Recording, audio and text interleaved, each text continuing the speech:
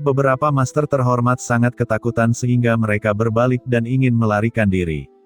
Pada saat ini, Qin Chen dengan paksa merebut prasasti awan hitam Heiyun Dizun. Seperti sebuah gerbang, Qin Chen dengan kasar mengayunkannya ke beberapa master terhormat yang ingin melarikan diri. Dengan keras, beberapa master terhormat ditampar seperti lalat oleh prasasti awan hitam, dan darah mewarnai bumi menjadi merah. Beberapa yang mulia langsung meledak, dan seluruh orang ditembak masuk di tanah di samping danau jiwa, dan darah mengalir ke seberang. Kembali, teriak Heiyun Dizun dengan marah, energi awan iblis yang mengepul di tubuhnya ingin menarik prasasti awan hitamnya sendiri. Prasasti awan hitam di tangan Qin Chen bergetar, tetapi kekuatan naga sejati di dalam tubuh Qin Chen meletus, dan diam-diam memacu kekuatan pohon iblis 10.000 dunia pada cakram giok.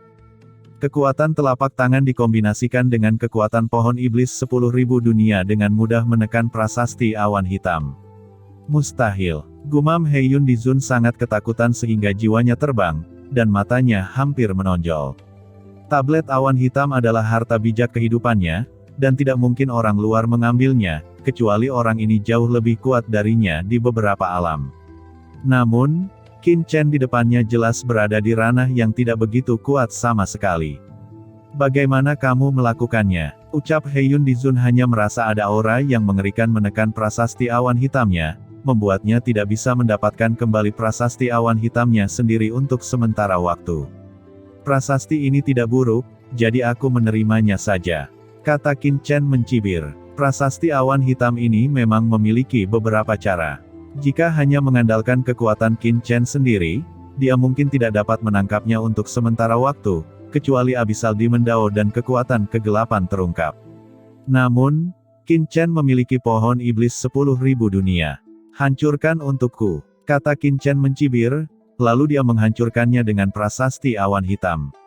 Ketika prasasti awan hitam datang dengan kekuatan naga sejati, jalan bergemuruh, dan langit serta bumi bergetar.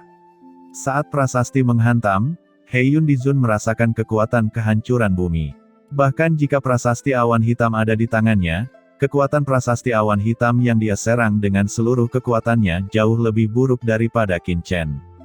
Heiyun Dizun berteriak dengan liar, dan mengorbankan hartanya yang paling kuat dalam satu nafas. Semua jenis harta, baik defensif atau tidak, didesak di depannya olehnya untuk menahan serangan Qin Chen.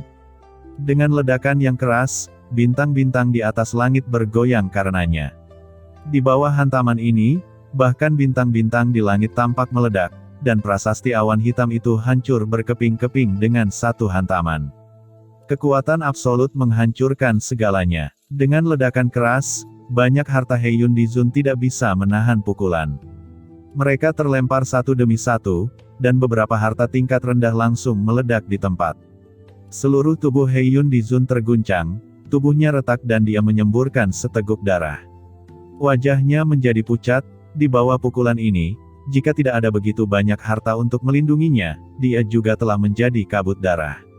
Namun demikian, ada rasa sakit yang parah di tubuhnya, semua tulang hancur, tubuh iblis runtuh, dan darah iblis menyembur kemana-mana, yang sangat menyedihkan. Heiyun Dizun ketakutan saat ini. Dia tahu bahwa dia diprovokasi oleh bintang jahat. Dia tidak berani memikirkannya, dan dia tidak peduli dengan Yin Feng Guizun. Dia berbalik dan mencoba melarikan diri dari sini. Begitu Heiyun Dizun melompat, Qin Chen berubah menjadi naga sejati. Qin Chen melangkah melintasi kehampaan dan langsung muncul di depan Heiyun Dizun, menghalangi jalan Heiyun Dizun. Tuan Heiyun Dizun, kemana perginya kekuatan dan prestisemu? Ucap Qin Chen memblokir jalan Heiyun Dizun, dan berkata perlahan sambil tersenyum. Wajah Heiyun Dizun pucat, dan dia berteriak dengan cemas, "Teman ini, dengarkan aku." Namun, Qin Chen tidak memberikan kesempatan kepada pihak lain untuk berbicara sama sekali. Matanya dingin, dan kekuatan naga sejati yang menggelinding meledak lagi. Prasasti awan hitam di tangannya langsung ditampilkan. Kali ini Qin Chen menggunakan semua kekuatan di tubuhnya. Ki naga bergulir mekar dan menutupi segalanya. Selain itu, dia mengerahkan domain luar angkasanya dan mengikat seluruh dunia. Wajah Hyun Dizun pucat. Dia tidak ragu untuk membakar asalnya sendiri untuk mempercepat dan melarikan diri. Namun, di bawah batasan ruang Qin Chen, kecepatannya tidak secepat prasasti awan hitam. Dengan ledakan, ketika prasasti awan hitam ditembak jatuh, Hyun Dizun meraung keras, tanpa daya melihat tubuhnya sendiri, di bawah pemboman prasasti awan hitam sedikit hancur. Di bawah tatapan semua orang, prasasti awan hitam yang sangat cepat menembaknya menjadi kabut berdarah, bahkan tulangnya tidak jatuh. Sekarang giliranmu, kata Qin Chen menamparkan Hyun Dizun sampai modar, tersenyum pada Yin Feng Guizun di tangan kanannya. Teman, jika kamu memiliki sesuatu untuk dikatakan. Ucap Yin Feng Guizun sangat ketakutan hingga dia tertegun dan berteriak ngeri. Tetapi, dengan embusan, Qin Chen tidak memberinya kesempatan untuk berbicara sama sekali. Meraih kaki kanannya, tiba-tiba meremas Yin Feng Guizun dan mengubahnya menjadi kabut darah. Kabut darah yang mengepul, asal dan banyak kekuatan lainnya dikumpulkan oleh Qin Chen satu demi satu ke cakram giok keberuntungan alam semesta, dan digunakan untuk memelihara harta seperti pohon iblis 10.000 dunia. Adegan ini membuat semua orang terlihat pucat dan menatap Qin Chen dengan gemetar. Ngomong-ngomong, siapa lagi di klanmu yang kehilangan harta dan dicuri olehku? Kamu bisa datang ke sini untuk meminta keadilan. Ucap Qin Chen menyingkirkan harta Hyun Dizun dan yang lainnya yang tersebar. Qin Chen melihat ke tepi danau jiwa sambil tersenyum, dan berkata dengan senyum yang tidak berbahaya. Namun, para master terhormat lainnya di tempat kejadian berdiri dengan keringat dingin di punggung mereka, yang membuat mereka merasa seperti jatuh ke dalam gudang es. Untuk sesaat, tidak ada suara di lapangan. Hehe. Jika tidak ada yang kehilangan hartanya, lalu aku akan pergi. Kata Qin Chen dengan acuh tak acuh, dan ketika tidak ada yang membuka mulutnya, sosoknya bergetar dan tiba-tiba menghilang. Setelah Qin Chen pergi, banyak orang bijak di tepi danau jiwa menghela nafas lega, dan saling memandang satu persatu, dan ada kengerian yang tak ada habisnya di mata mereka. Namun, mereka juga tahu betul bahwa Hyun Dizun memiliki posisi yang luar biasa dalam ras iblis Yin, dan begitu berita kematiannya menyebar, pria ras naga sejati ini takut dia juga akan menghadapi banyak masalah. Tapi ini bukan yang bisa mereka pedulikan.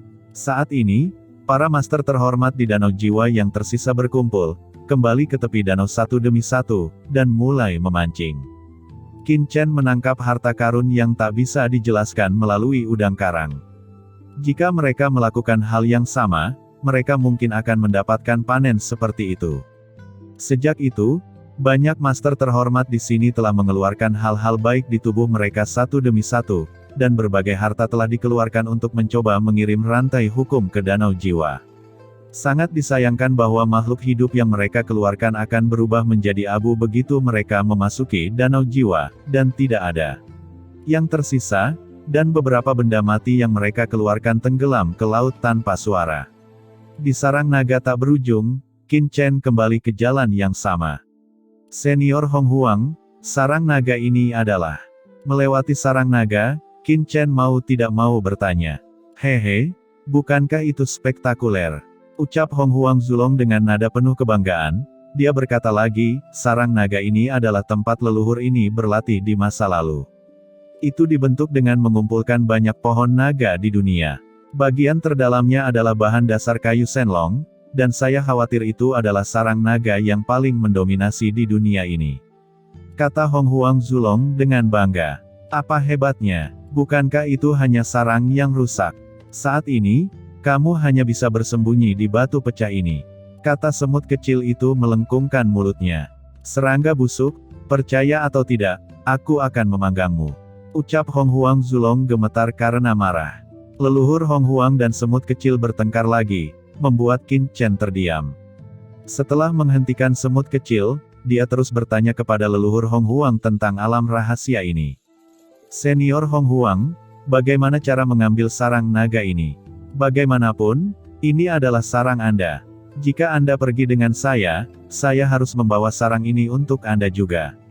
Tanya Qin Chen kepada Hong Huang Zulong. Haha, apakah kamu ingin mengambil sarang naga kekacauan?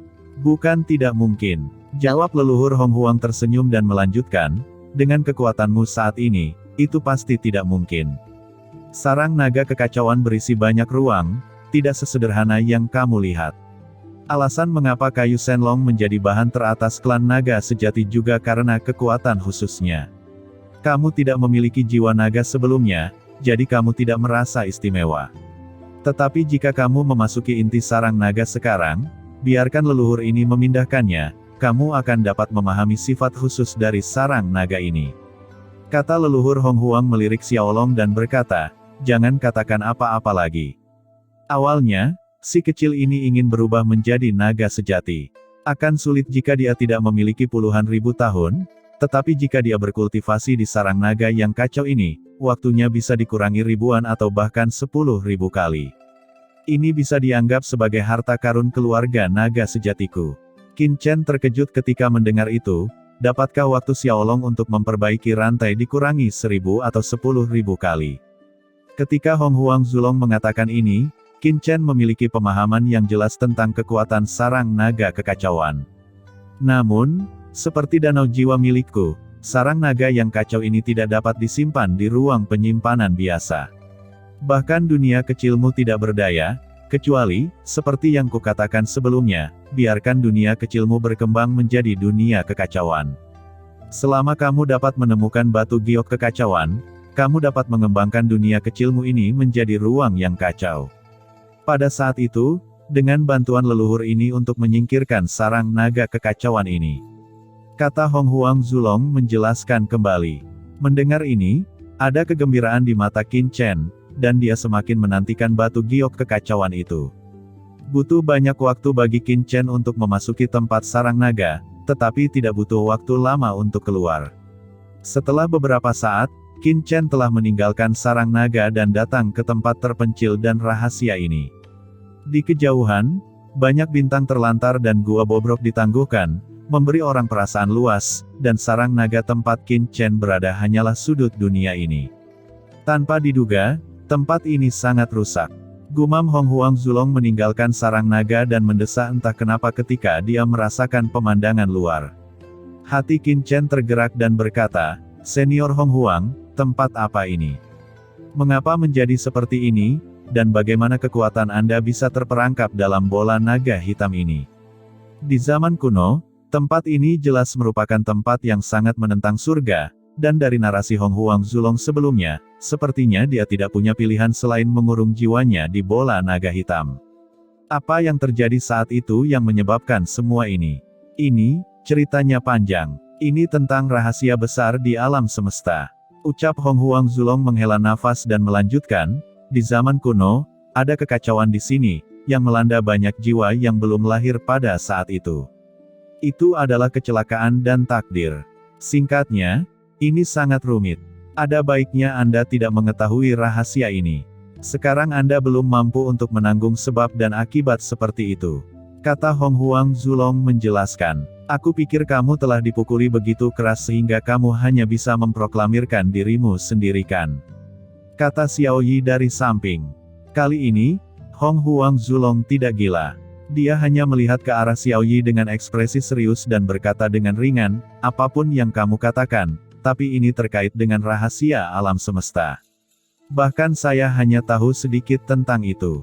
Lagi pula, saya tidak berhubungan dengan bagian terdalam dari alam semesta. Secara alami, saya tidak bisa mengatakan terlalu banyak tentang bagian terdalam. Jika saya mengatakannya dengan benar, tidak apa-apa, tetapi jika saya salah mengatakannya, itu akan menyebabkan bocah ras manusia ini memiliki kesalahpahaman yang tak terkatakan tentang alam semesta, dan itu akan merugikannya, kecuali dia hanya orang yang sedikit dihormati sepanjang hidupnya, dan tidak ingin pergi ke akhir evolusi kehidupan. Hati Qin Chen bergetar. Apa yang dikatakan Hong Huang Zulong sangat misterius, tetapi Qin Chen dapat merasakan bahwa meskipun dia sengaja menyembunyikan sesuatu, dia tidak membohongi dirinya sendiri. Rahasia tentang alam semesta. Apa itu? Terlalu berlebihan mengatakan bahwa itu akan mempengaruhi jalan masa depannya. Kata Xiao Yi dan Xiao Huo tampaknya dikejutkan oleh leluhur naga prasejarah yang serius. Apa yang kamu katakan? Ucap Hong Huang Zulong dengan ringan dan dia melanjutkan, jangan katakan apa-apa lagi. Leluhurmu Serangga Hong Meng juga bertempur di sini di masa lalu, darah berkobar dan kehampaan.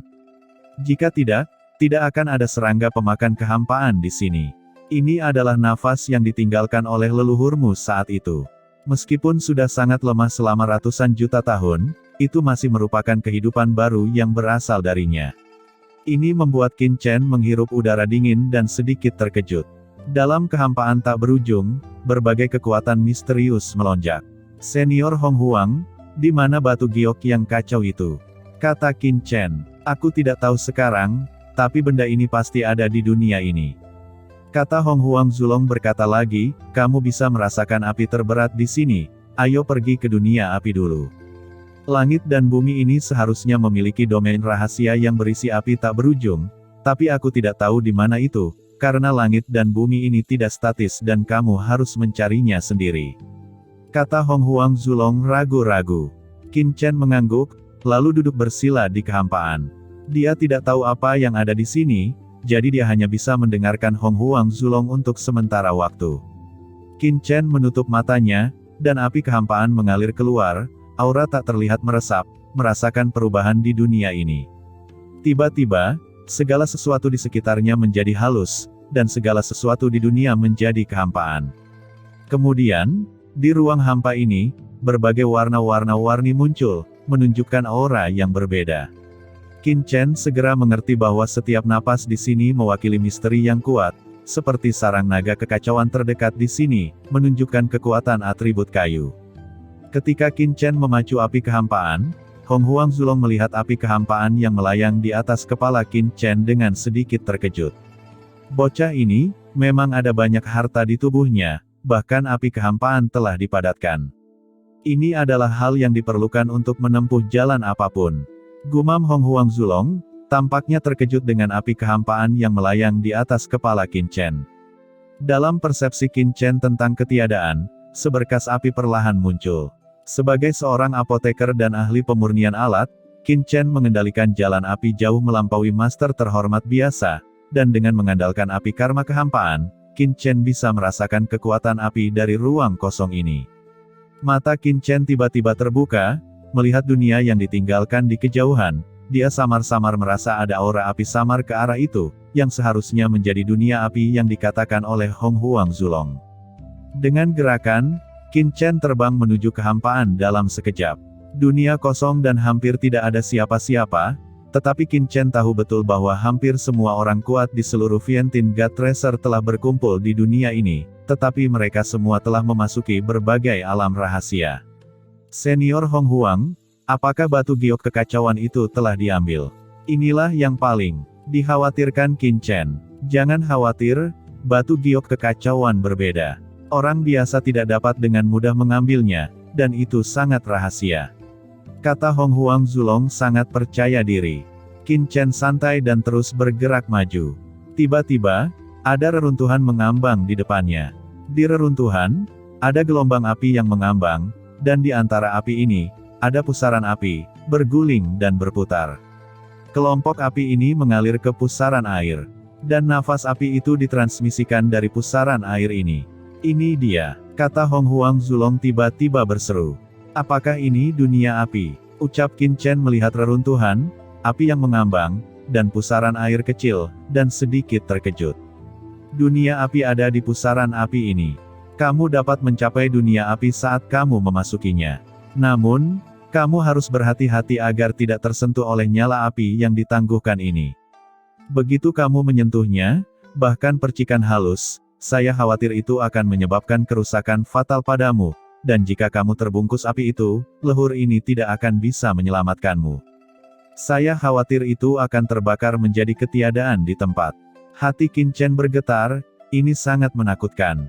Namun, ketika Hong Huang Zulong berkata demikian, Qin Chen secara alami tidak berani ceroboh. Dia dengan hati-hati menghindari bola api. Untungnya, nyala api ini hanya melayang di sini dan tidak agresif. Sekarang lompat ke pusaran air. Kata Hong Huang Zulong. Qin Chen menarik napas dalam-dalam dan melompat turun tanpa ragu. Dia turun di pusaran air dan terus jatuh. Setelah jatuh untuk waktu yang lama, Qin Chen tiba-tiba menginjak tanah. Ketika dia berjalan keluar dari pusaran air, Qin Chen melihat lautan api yang luas, dan cahaya api itu ternyata agak keemasan, yang membuat seluruh lautan api terlihat seperti lautan emas yang luas. "Apa itu?" ucap Qin Chen tiba-tiba menatap langit. Langit di atas kepalanya sebenarnya ditutupi oleh api hitam pekat.